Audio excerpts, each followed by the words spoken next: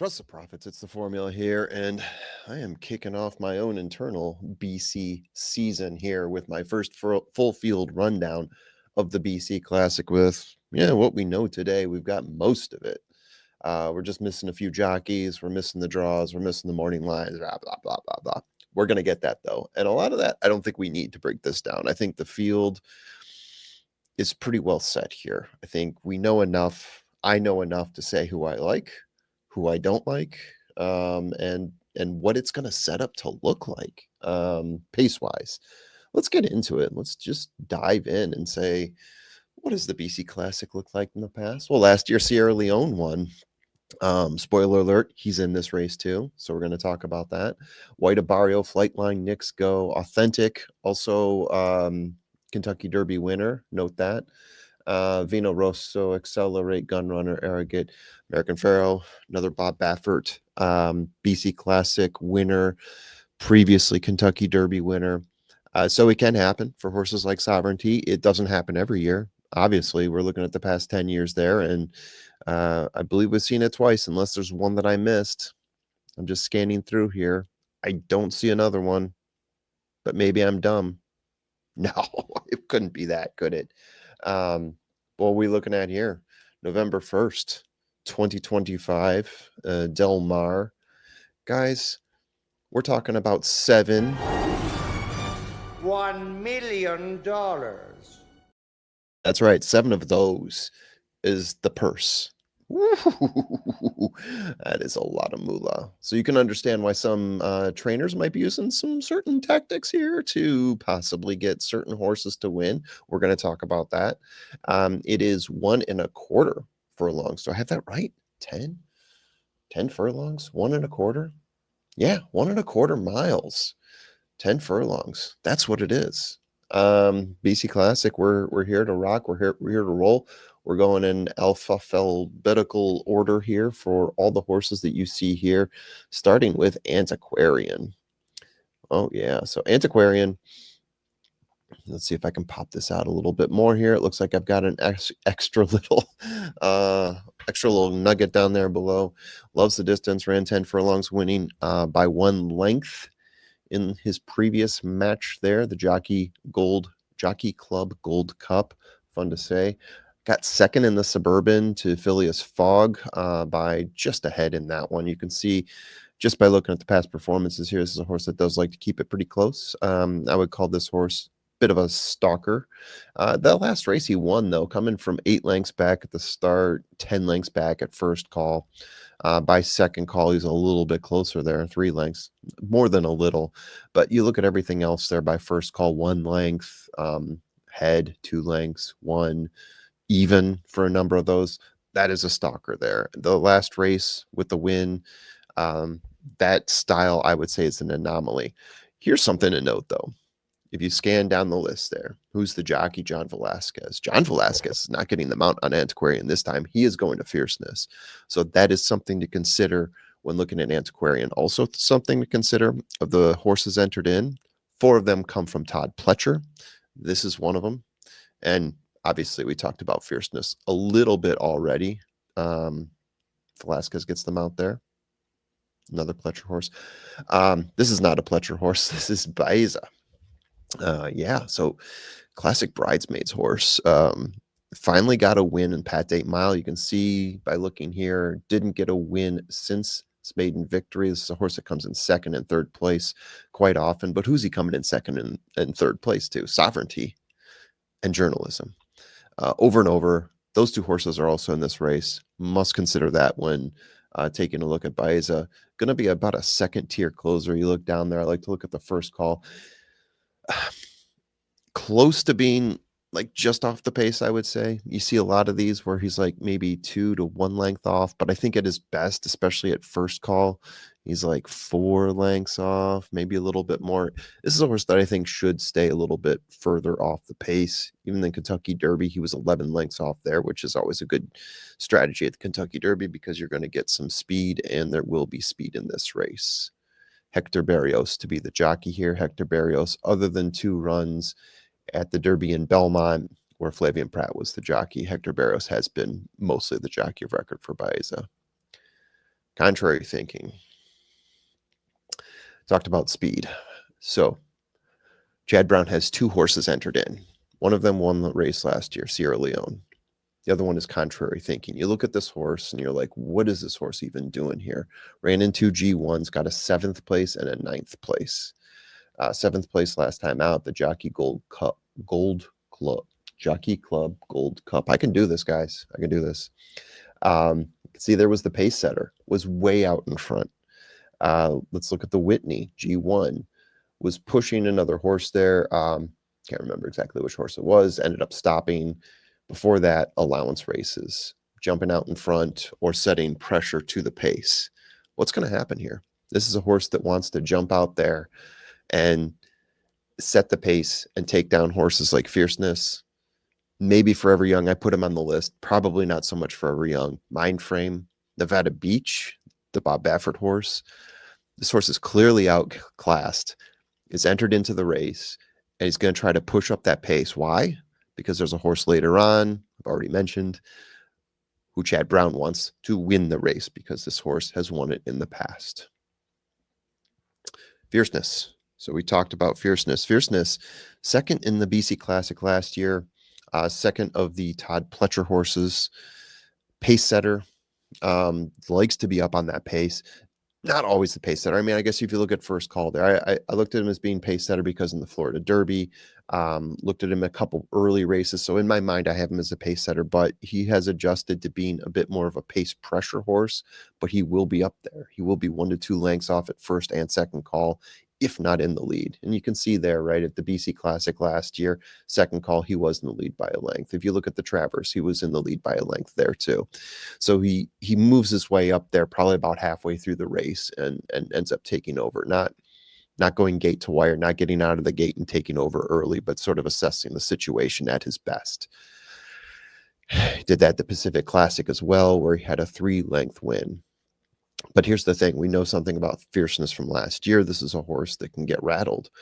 Let's take a look at the Whitney, for example. So he was 2 lengths off, 6 lengths back, ended up being 1 length off at second call, faded back to 5th place, 5 lengths to 6 lengths back in that race behind Sierra Leone. He's not super consistent. If you see that he gets rattled on the pace, if he gets pressured, which is what contrary thinking is going out there to do, he will be a horse that falls back and does not run his best race. I mean, his best race is going to be one of the best races you're going to see. That's why he's in the BC Classic. But in the right scenarios, and we saw it in the Kentucky Derby, we saw it at the Holy Bull, if he gets pressured in the wrong way, if he gets bumped, if there's something that's off there, Fierceness is not going to be the best horse. Forever Young. I'm afraid to even sing this because I know we got copy dinged on it for having the smallest drop at one point. But anywho, well, I'm moving on from that. So 3rd place in the BC Classic last year, 3rd place in the Kentucky Derby last year. Stalks the pace, I would say 2 to 3 lengths back. But if you look at the Kentucky Derby last year, he stayed back quite a bit and ended up moving up. So I feel like Sakai, the jockey, is very good at putting this horse in the right position, very good at establishing where he should be on the pace based on who is setting it. So last year he was really up on the pace, ended up making a move. He ended up being 3rd, 3 lengths back, ran a great race. At the Kentucky Derby, lost by a head in that race. Very close, but he was sitting 8 lengths back, 10 lengths back at start and second call. But at first call, sorry, second call, he was more like 2 lengths back. It's a horse that likes to move his way up, and then by the end, he's got such a punch down the stretch. It's amazing to watch. I put down here best Japanese dirt horse shipped to the U.S. to date. I'll stand by that. I'm good with that. But yeah, we'll see how he runs. I think they've always had a very good strategy with Forever Young, and you've seen it in those in the money finishes. Journalism. Second best to Sovereignty many times over. Poor journalism. But also an extremely accomplished horse. I mean, you can look at all these wins there. He's won the Haskell, he's won the Preakness. He's won the Santa Anita Derby, the San Felipe, Los Alamitos Futurity. He's got G1s and G2s up the wazoo. One thing that changes this time, though, no more Umberto Rispoli. This is now Jose Ortiz on the mount here. It's a recent change. This is a horse that comes in, I would say, from the second tier. He doesn't stalk the pace. He doesn't sit just off of it. But you look at those first and second calls, they're 5 lengths, 8 lengths, 6 lengths, 4 lengths. There's a couple that are one. There's a couple that are, scattered in there. Those, I think, are smaller races where the pace more or less came to the horse. But he will sit where he is comfortable, um, and has a charge down the stretch. So if that pace gets hot, I don't think it impacts journalism a whole lot. I think it sets up very well for a horse like journalism. Just keeping that in mind. A lot of people want to toss journalism, and there's something to that too. I saw what I would call a pretty intelligent Twitter poster say something about tossing him simply because this is scheduled to be his last race. There might be something to that as well, but at $7 million, how do you say no to that? If he's there to win for that purse, I think he's going to take the opportunity. Locked. Okay, so bit of breaking news today. Just learned this morning. Locked had an illness. Locked is retired. This was the third of 4 Todd Pletcher horses entered in. He's had some troubles during his career, Locked has, but we don't have to talk about him anymore here, unfortunately. His jockeys of record were already taken, so I was curious to see who would be the jockey on Locked, and they're doing the best thing for the horse here by retiring him. Now we come up to the next Todd Pletcher horse here, which is Mindframe. You look here, first call for Mindframe, very much a stalker, second call, right?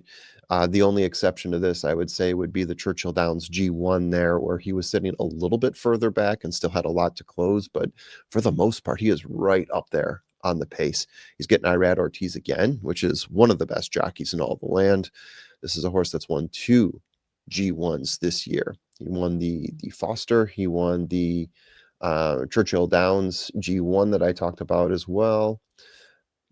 Yeah, and let's see, earlier this year, won a G2, Gulfstream Park Mile, came in second in the Haskell last year. Very accomplished horse, very accomplished horse. Second in the Belmont, very close to Donark last year. Where do you put Mindframe? Hard to tell because, again, how close does he want to stick to that pace? If that pace starts heating up, is he going to fade back? We have yet to see him really fade Mindframe, which is fascinating, right? We have yet to see him take a bad race other than the Jockey Club, which you can't even blame him for. Lost his jockey, right? Bumped, lost the rider, didn't get to see a true race from him.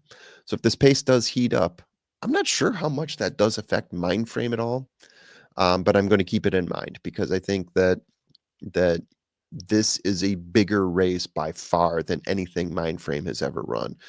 You look down here, yeah, Haskell and Belmont. I mean, those are big, but he didn't run in any BC races last year. And this is the best of the best, creme de la creme. You got to cut someone. Nevada Beach. I'll call this horse unknown and untested. As you can see here, he's in this because he won the Goodwood. Has yet to finish outside of the money, but really, what has he run in? Los Alamitos Derby, 100K, affirmed stakes, 100K. Looked great in all those. But guess what? He's never faced more than 6 horses. I mean, okay. What do I do with Nevada Beach? I mean, Baffert knows the track well. He's got Mike Smith as the jockey here on Nevada Beach. This is just like a complete unknown. And there's so many things that you can take a look at. Like I said, all he's done is run in California. Well, he's in California now, but he hasn't run at Del Mar yet. Los Alamitos, Santa Anita, he's run there. So Del Mar is a first time for him. Stalks the pace, as you can see from first and second call there. He should be fine, but he's probably gonna be experiencing way more talent than he's ever. This is a total class up, but he comes from one of the best trainers in all the land, one of the best California trainers, the best California trainer. Whew. I can't do it, but I get it. It'll be interesting. He's the wild card of the group. And Sierra Leone, deep closer. The more early speed, the more it opens up for Sierra Leone. So contrary thinking being in this. If contrary thinking scratches, then you have to throw out a lot of this because I think the whole thing of contrary thinking being in there is to make Sierra Leone uh, get the best possible race he can get. You try to burn out fierceness. You try to burn out maybe Forever Young. You try to burn out Mind Frame. You definitely try to burn out Nevada Beach. Uh, yeah. So Sierra Leone, Flavian Pratt. You get. I said Irad is the best jockey in all of land. Is one of the best jockeys in all of land. I would say Flavian Pratt is the best jockey. I would take him over Irad, but it's very close. They're like 1 and 2, and maybe 1A and 1B. Uh, but yeah, Sierra Leone, as you could see, he's always in the money, but he needs the race to set up just right. He's a deep closer. You will see him so far back, 18 lengths back at first call, 12 lengths back at first call, 13 lengths back at first call last year when he won this race, but there was enough early speed, there was enough contention, he had enough runway, right? 10 furlongs is just what Sierra Leone wants. Give him as much distance as possible, but those speed horses, those fiercenesses, those antiquarians, those horses need to get burned up. Sorry, mind frames. Those horses need to get burned up for him to come around and win this. Do we have one more? Of course we do. It's Sovereignty. Force of Nature. Getting junior again. Hasn't lost since Florida Derby, including Kentucky Derby and Belmont. Could stalk, could close, could come from further back. Yeah, it's 4 wins in a row. Yeah, there you go. I mean, it's Sovereignties to lose. He won the Derby. He's been flawless since then. I mean, you look at that GP race, the Florida Derby, he came close there with Manny Franco. I still have a hard time explaining that one to myself, knowing how good Sovereignty has been since then. But, we will move past that. Yeah, so early pace should not affect Sovereignty. He will stick off of it. Sometimes he gets close to it. I think in the perfect world for Chad Brown, he would think that Sovereignty would get eaten up alive in that. I mean, you can even look at the Traverse where he was pretty close to the pace in that one, and he won by 10 lengths. This is a horse that just has a motor, just keeps on running. So what do we have left here? Oh, this was a tough one for me. I mean, not at the top. The top is easy. So my safe play here is Sovereignty. It has to be. It has to be Sovereignty. My value play here, and it's difficult to say value play because we don't know what the line's going to be, right? We know that Sovereignty is going to be the morning line favorite, and he should be the post time favorite as well. But I'm going to say my value play here because I think Sierra Leone being the winner last year is probably going to be the second bet horse. So I got to go like a tier below that, and I like Forever Young. You watch this horse run in BC, Kentucky Derby, getting those third places. See him run in Dubai, Saudi Arabia, Japan. I mean, this horse just books. I'm throwing Journalism in there as my fourth horse, and this is where I have some of my heartburn because if I look at Mind Frame, I've never seen him run a bad race. But I am thinking that the pace setup, and he's never shown this before. He's never shown that the pace is too hot for Mind Frame. But I'm thinking if the rabbit gets out there, Mind Frame will be on that. So I'm sort of banking on that to say Journalism is my fourth horse.